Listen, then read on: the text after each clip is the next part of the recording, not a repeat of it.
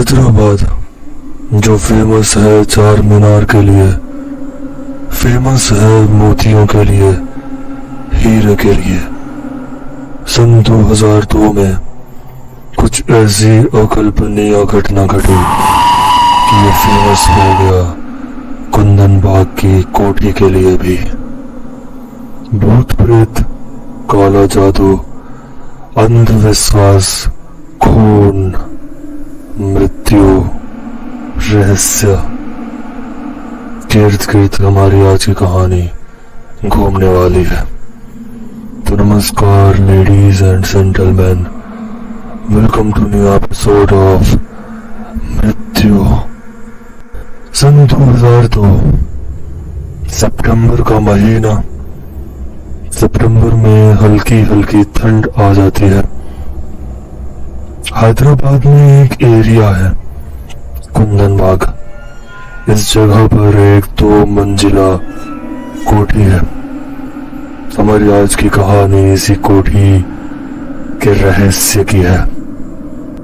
सितंबर के महीने में एक चोर रात के सन्नाटे में खिड़की के रास्ते इस कोठी में दाखिल हो जाता है। चोरी की नीयत लिए ये चोर, जिसका नाम मोहम्मद साजिद था, जब कोठी के तमाम कमरों से गुजरते हुए एक बेडरूम में पहुंचता है, तो बेडरूम के अंदर जाते ही वो देखता है कि वहां 3 लोग पड़े हुए हैं। एक महिला, उसकी 2 बेटियां। ये देखकर पहले तो वो डर जाता है। उसे लगता है ये लोग सो रहे हैं। तभी उसे बदबू आती है। वो तभी पाँव जब उनके करीब जाता है तो ये पाता है कि वो तीनों सो नहीं रहे हैं, बल्कि वो मर चुके हैं। ये दृश्य देख उस चोर की मानो चीख निकल जाने को थी, लेकिन वो चीखता नहीं है। उन तीनों की लाश देख ऐसा लग रहा था मानो वो कई दिनों पहले ही मर चुके थे। वो खुद को संभालते हुए बाहर आता है। इस वक्त मोहम्मद साजिद के अंदर मन में कई तरह के विचार उत्पन्न हो रहे थे। वो कई दिनों से उस कोठी की रैकी कर रहा था। उसने सोचा था कोठी है, यहाँ जेवरात मिलेंगे, पैसा मिलेगा, लेकिन उसे मिलती है 3 सड़ी हुई बदबूदार लाश है। वो डर गया कि कहीं किसी ने मुझे देख तो नहीं लिया है। वो डर गया कि कहीं ये 3 लाशें मेरे मत्थे ना आ जाएं। इसी डर की वजह से उसने एक फैसला किया जो शायद इतिहास के पन्नों में किसी चोर ने नहीं किया होगा। मोहम्मद साजिद ने पुलिस स्टेशन जाने का फैसला किया। वो डरा हुआ बदहवास पुलिस स्टेशन जाता है। वहां कहता है कि मैं कुंदन बाग की एक कोठी में चोरी के इरादे से गया था साहब, लेकिन वहां 3 लाशें पड़ी हुई है। ये सुनते ही पुलिस उस चोर को फौरन दबोचती है और कहती है, साला मादर चोद, हमें सिखा रहा है। तुमने क्या सोचा मैं पागल हूं? पुलिस का पॉइंट ऑफ व्यू बेसिकली ये था कि ये चोरी करने गया होगा, वहां लोग जाग गए होंगे एंड इसने उन सभी का कत्ल कर दिया। पुलिस की एक पूरी टीम उस चोर को लेकर कुंदन बाग की उस कोठी पहुंचते हैं आधी रात को। पुलिस जब उस कमरे में पहुंचती है तो बदबू की वजह से सभी पागल होने लगते हैं। और जब उन्होंने लाश देखी तो पाया वो लाशें पूरी तरह से सड़ चुकी थी, डिकम्पोज होने लगी थी। पुलिस ने जब कमरे की तलाशी ली तो पाया कि अलमीरा के कपड़े सब फर्श पर बिखरे पड़े हुए थे। घर के बाहर खड़ी सेंट्रो कार अभी भी वहीं खड़ी थी घर का सारा सामान ऐसा लग रहा था मानो अपनी जगह में रखे हुए थे। पुलिस उन डेड बॉडीज को अपनी कस्टडी में ले लेती है और उनके पास एक चोर भी था। अगली सुबह होते होते ये खबर आग की तरह फैल जाती है कि कुंदन बाग की कोठी में 3 लाशें मिली हैं और एक चोर भी पकड़ा गया है। पुलिस का सारा ज़ुक उस चोर पर, जबकि चोर दलील दे रहा था कि साहब मैं चोरी करने गया था साहब, लेकिन वहां ये लोग पहले से ही मरे पड़े थे, मैंने कुछ नहीं किया। वो और बात थी कि पुलिस यकीन नहीं कर रही थी।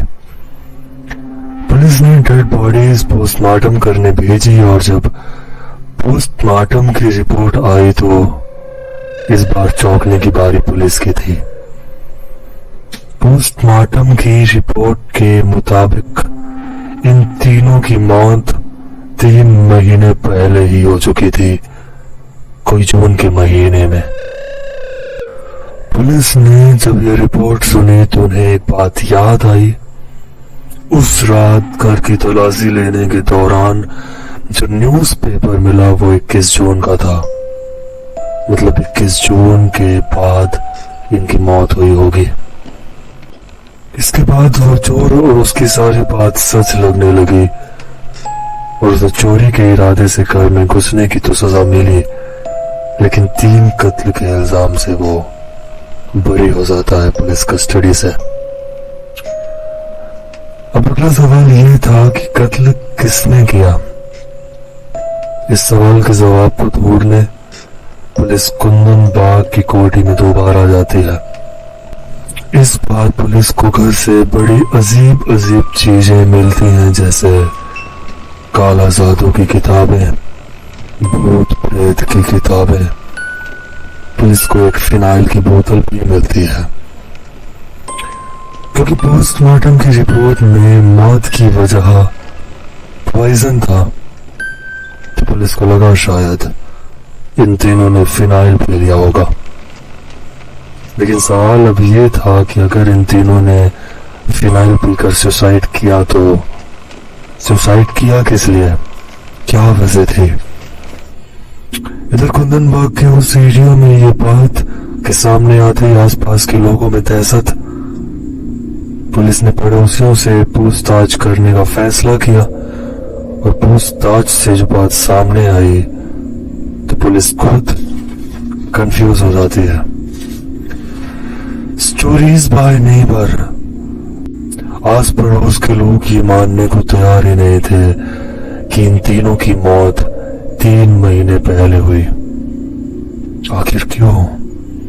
कुछ लोगों ने बताया हमने इन तीनों को अभी 2 दिन पहले ही देखा था, जबकि कुछ लोगों ने बताया जिस रात चोर चोरी करने आया उस शाम हमने इन तीनों को देखा, वो भी जिंदा।